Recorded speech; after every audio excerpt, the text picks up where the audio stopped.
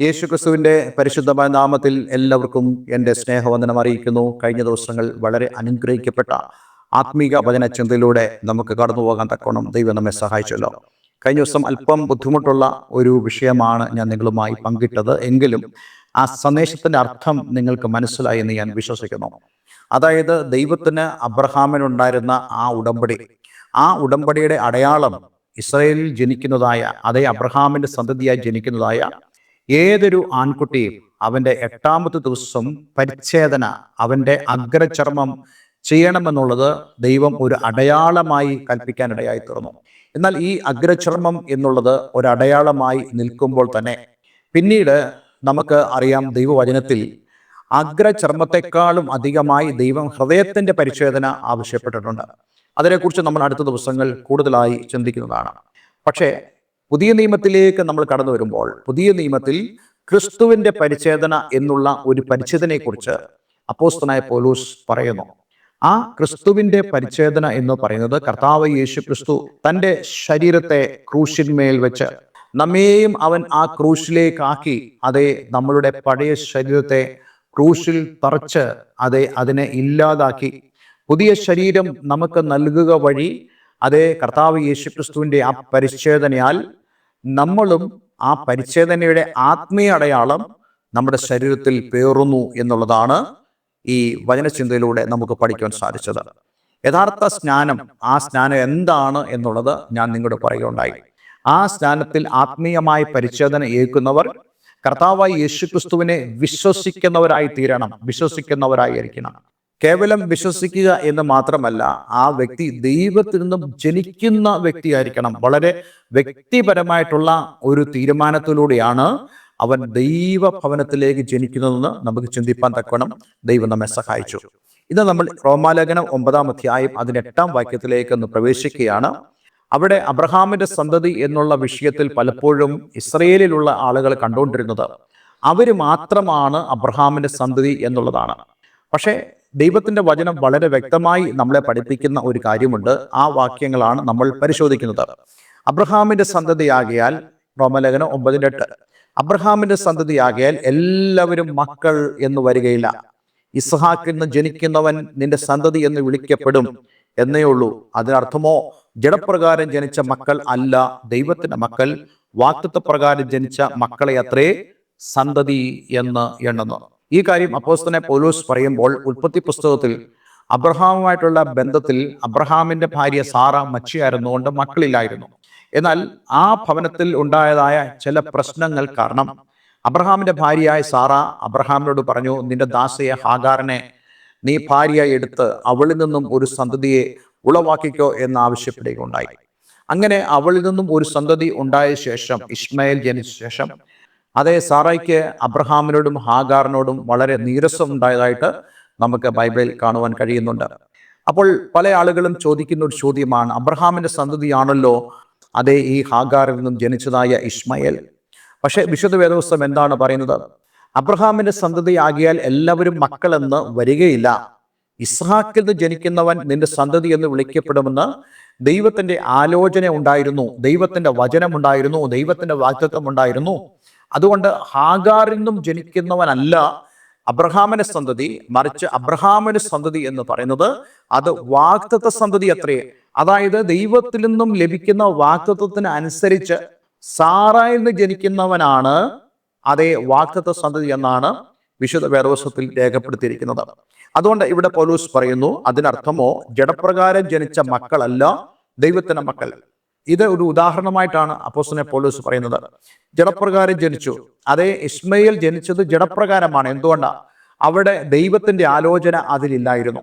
അത് അബ്രഹാമും സാറായും അതേ ഹാഗാറും തമ്മിലുള്ള ആ റിലേഷൻഷിപ്പിന്റെ, ആ ബന്ധത്തിന്റെയും ആ സംസാരത്തിന്റെയും ആ ആലോചനയുടെ ഭാഗമായിരുന്നു. എപ്പോഴും ഇസ്മായേൽ ജഡത്തിന്റെ തീരുമാനങ്ങളെയാണ് വെളിപ്പെടുത്തിക്കൊണ്ടിരിക്കുന്നത്. പക്ഷെ അബ്രഹാമിനോട് ദൈവം പറഞ്ഞ വാഗ്ദത്തം എന്താണ്? നിന്റെ ഭാര്യയായ സാറായിൽ നിന്ന് തന്നെ നിനക്കൊരു സന്തതി ഉണ്ടാകും. അതിന്റെ പേരാണ് വാഗ്ദത്ത സന്തതി, അതെ ഇസ്ഹാക്ക് എന്നുള്ളത്. ഇവിടെ അപ്പോസ്തലൻ പൗലോസ് അതൊരു ആത്മീയമായ ചിന്തയിലേക്കാണ് അതിനെ നമ്മുടെ മുമ്പാകെ കൊണ്ടുവരുന്നത്. അതായത് ദൈവത്തിന്റെ വാഗ്ദത്ത പ്രകാരം ജനിക്കുന്നവരാണ് യഥാർത്ഥ സന്തതികൾ എന്നുള്ളത്. അതായത് യഥാർത്ഥ ഇസ്രയേലിയർ എന്ന് പറയുന്നത് അബ്രഹാമിന്റെ മക്കളാണെന്ന് എല്ലാവരും അഭിമാനിക്കുന്നുണ്ട്. പക്ഷെ എല്ലാവരും അങ്ങനല്ല താനും എന്നുള്ള ഒരു പ്രധാനപ്പെട്ട വിശദീകരണം ഇവിടെ അപ്പോസ്തലനായ പൗലോസ് പറയുകയാണ്. കാരണം ഇസ്രയേൽ എന്ന ആ പേരിന്റെ അർത്ഥം ദൈവത്തിന് പ്രഭു, ദൈവത്താൽ ഭരിക്കപ്പെടുന്നവൻ എന്നാണ് അതിനർത്ഥം. എന്നാൽ ഇസ്രയേലിൽ പലപ്പോഴും ദൈവത്താൽ ഭരിക്കപ്പെടുന്നവർ അല്ലാതിരിക്കുന്നതായ സന്ദർഭങ്ങൾ അവരുടെ ജീവിതത്തിലുണ്ട്. അപ്പോൾ അവരെ എങ്ങനെ നമുക്ക് പറയാൻ സാധിക്കും അവർ സാക്ഷാൽ ഇസ്രയേലരാണെന്ന്, അവർ സാക്ഷാൽ അബ്രഹാമിന്റെ സന്തതികളാണെന്ന്, അതെ സാക്ഷാൽ അവർ പരിച്ഛേദന ആചരിക്കുന്നവരാണെന്ന്, അവരുടെ പരിച്ഛേദനയും അതേപോലെ തന്നെ അവരുടെ ജീവിത രീതിയും തമ്മിൽ യാതൊരു ബന്ധവുമില്ല എന്ന് ദൈവം തന്നെ അവിടെ കണ്ടെത്തുന്നതായ ഒരു അനുഭവം നമുക്ക് കാണുവാൻ സാധിക്കുന്നുണ്ട്. ഇതേപോലെ തന്നെയാണ് ക്രിസ്ത്യാനികൾ എന്നുള്ള കാര്യത്തിലും. അവരുടെ പേര് ഒരു ക്രിസ്ത്യാനി പേരായിരിക്കാം, അവർ പറയുന്നത് ഞാനൊരു ക്രിസ്ത്യാനി എന്നായിരിക്കാം. പക്ഷെ അവർ യഥാർത്ഥത്തിൽ ക്രിസ്തുവിനെ അനുഗമിക്കാത്തവരായ ആളുകളാണെങ്കിൽ നമുക്ക് എങ്ങനെ വളരെ അർത്ഥവത്തായി അവരെ ക്രിസ്ത്യാനികളെന്ന് വിളിക്കുവാൻ കഴിയും? ഇതേ ഒരു അർത്ഥത്തിൽ തന്നെയാണ് ഇവിടെ അപ്പോസ്തലനായ പൗലോസ് സംസാരിക്കുന്നത്. അതുകൊണ്ട് ഇവിടെ അപ്പോസ്തലനായ പൗലോസ് പറയുന്നു, ദൈവത്തിന്റെ മക്കൾ എന്ന് പറയുന്നത് വാഗ്ദത്തപ്രകാരം ജനിച്ചവരാണ് യഥാർത്ഥത്തിൽ ഈ ദൈവത്തിന്റെ വാഗ്ദത്ത സന്തതി എന്ന് പറയുന്നത്. ഞാൻ ഇന്നലെ നിങ്ങളോട് പറയുകയുണ്ടായല്ലോ, അവർ ജനിക്കുന്നത് പുരുഷന്റെ ഇഷ്ടത്താലല്ല, രക്തത്താലല്ല, അതേ സ്ത്രീയുടെ ഇഷ്ടത്താലുമല്ല, അവർ ജനിക്കുന്നത് ദൈവത്തിന്റെ ഇഷ്ടത്താലത്രേ. അതുകൊണ്ട് നമ്മൾ പറയുന്നു അവർ വാഗ്ദത്തത്തിന്റെ സന്തതികളാണ്. അതേ പുതിയ നിയമത്തിലേക്ക് കടന്നു വരുമ്പോഴും രക്ഷിക്കപ്പെടുന്ന ഏതൊരു വ്യക്തിയും കർത്താവ് യേശുക്രിസ്തുവിനെ ഹൃദയത്തിൽ രക്ഷകനും കർത്താവും ദൈവമായി സ്വീകരിച്ച് അതേ അവന്റെ ആ മരണം അടക്കം പുനരുത്ഥാനങ്ങളോട് ഏകീഭവിക്കുന്നതായ സ്നാനത്തിൽ പങ്കുചേരുന്ന ഏതൊരു വ്യക്തിയും അതെ അവർ ഈ വാഗ്ദത്തത്തിന്റെ സന്തതികളായി മാറുന്നതായ അനുഭവമാണ്. അപ്രകാരം ജനിച്ചവരെ മാത്രമേ നമുക്ക് വാഗ്ദത്തത്തിന്റെ സന്തതി എന്ന് പറയുവാൻ സാധിക്കുകയുള്ളൂ. അല്ലാത്തവർ ആരാണ്? അവർ ജഡത്തിന്റെ സന്തതികളാണ്. ജഡത്തിന്റെ സന്തതികൾ, ജഡത്തിന്റെ സന്തതികൾ എന്ന് പറഞ്ഞാൽ അവർ ജഡപ്രകാരം ജീവിക്കുന്നു. ദൈവമായിട്ട് അവർക്ക് യാതൊരു ബന്ധവുമില്ല. ഒരുപക്ഷെ നിങ്ങൾ അതിശയിച്ചു പോകുമായിരിക്കാം, ക്രിസ്ത്യാനികളെന്ന് പേര് പറയുന്നതായ പല ആളുകളും അവർ ജഡപ്രകാരം ജീവിക്കുമ്പോൾ അവർ മദ്യത്തിനും മയക്കുമരുന്നിനും അതേ ജീവിതത്തിൽ പല മ്ലേച്ഛതമായ പ്രവൃത്തികൾക്കും വിഗ്രഹാരാധനയ്ക്കും ഒക്കെ അവർ വിധേയപ്പെട്ട് ജീവിക്കുന്ന കാണുമ്പോൾ നമ്മൾ അത്ഭുതപ്പെട്ടു പോകാറുണ്ട്. നോക്കൂ, നമ്മൾ അത്ഭുതപ്പെട്ടു പോകേണ്ട കാര്യമില്ല. കാരണം അവർ ജനിച്ചത് ജഡത്തിൽ നിന്നുമാണ്. ഇന്ന് വരെ അവർക്ക് ആത്മാവിനാലുള്ള ജനനത്തിലേക്ക് കടന്നു വരുവാൻ അവർക്ക് സാധിച്ചിട്ടില്ല. അതുകൊണ്ട് ഇന്നലെ കേൾക്കുന്ന പ്രിയമുള്ളവരോട് ഞാൻ പറയട്ടെ, നിങ്ങൾ വാസ്തവത്തിൽ ആ ജഡത്താൽ ജനിച്ച ആ ഒരു ജനനം, ആ ഒരു അവസ്ഥ മാത്രമാണോ നിങ്ങളുടെ ജീവിതത്തിലുള്ളത്? ആത്മാവിനാൽ ജനിച്ചതായ ഒരു അനുഭവം നിങ്ങളുടെ ജീവിതത്തിലുണ്ടോ? നിക്കോദിമോസ് എന്ന പേരുള്ളതായ വളരെ ജ്ഞാനിയായ ചെറുപ്പക്കാരനോട് കർത്താവ് യേശുക്രിസ്തു സംസാരിക്കുമ്പോൾ, ഞാൻ വീണ്ടും ജനിക്കണമെങ്കിൽ എൻ്റെ അമ്മയുടെ ഉദരത്തിൽ കടന്ന് വീണ്ടും ജനിക്കണമോ എന്ന് ചോദിക്കുമ്പോൾ യേശുക്രിസ്തു അവനോട് പറയുന്നു, പുതുതായി ജനിച്ചില്ലെങ്കിൽ നിനക്ക് ദൈവരാജ്യത്തിൽ കടക്കുവാൻ കഴിയത്തില്ല. ആ പുതുതായ ജനനം എന്ന് പറയുന്നത് ദൈവത്തിൽ നിന്നുള്ള ജനനമാണ്. ആ ജനനത്തിലൂടെ നമ്മൾ വാഗ്ദത്ത സന്തതികൾ ആയിത്തീരുകയാണ്. അതെ, എന്നെ കേൾക്കുന്ന പ്രിയമുള്ളവരെ, നിങ്ങൾക്കും ഈ വാഗ്ദത്ത സന്തതി ആയി തീരുവാൻ സാധിക്കും. ഇപ്രകാരം വാഗ്ദത്ത സന്തതി ആയി തീർന്ന ആളുകൾ ദൈവത്തോടുള്ള ബന്ധത്തിൽ അതെ അവർ ജീവിക്കേണ്ടത് വളരെ ആവശ്യമാണ്. നമുക്ക് ഓരോരുത്തർക്കും നല്ല ബോധ്യമുണ്ടായിരിക്കണം, ഞാൻ ദൈവത്തിന്റെ വാഗ്ദത്ത സന്തതി ആണ് എന്നുള്ളത്. ഒരിക്കലും ജഡപ്രകാരം ജീവിക്കേണ്ട ഒരു വ്യക്തിയല്ല ഞാൻ, മറിച്ച് ഞാൻ ദൈവഹിതപ്രകാരം ജീവിക്കേണ്ട ഒരു വ്യക്തിയാണ്. വാഗ്ദത്തത്തിന്റെ മക്കളാണെങ്കിൽ അവർ വാഗ്ദത്ത വചനപ്രകാരവും ദൈവത്തിന്റെ വചനപ്രകാരവും അവർ ജീവിക്കേണ്ടത് വളരെ ആവശ്യമാണ്. ദൈവം വിളിച്ച ആ വിളിയാലുള്ള ആശ ഇന്നതെന്നറിഞ്ഞ് അവർ ജീവിക്കേണ്ടത് വളരെ ആവശ്യമാണ്. അതുകൊണ്ട് എന്നെ കേൾക്കുന്ന പ്രിയമുള്ളവരെ, നമ്മളെക്കുറിച്ച് ദൈവം ആഗ്രഹിക്കുന്നത് നമ്മൾ ഓരോരുത്തരും അതെ ആ വാഗ്ദത്തത്തിന്റെ സന്തതികളായി തീരണം. വാഗ്ദത്തത്തിന്റെ സന്തതികളായി തീരണമെങ്കിൽ അതെ നമ്മൾ പുതുതായി ജനിച്ചേ മതിയാവുകയുള്ളൂ. അതെ, ദൈവത്തിൽ നിന്നുള്ള ജനനം നമ്മൾ പ്രാപിക്കണം. ഇത് ആർക്കും പ്രാപിക്കാൻ സാധിക്കും.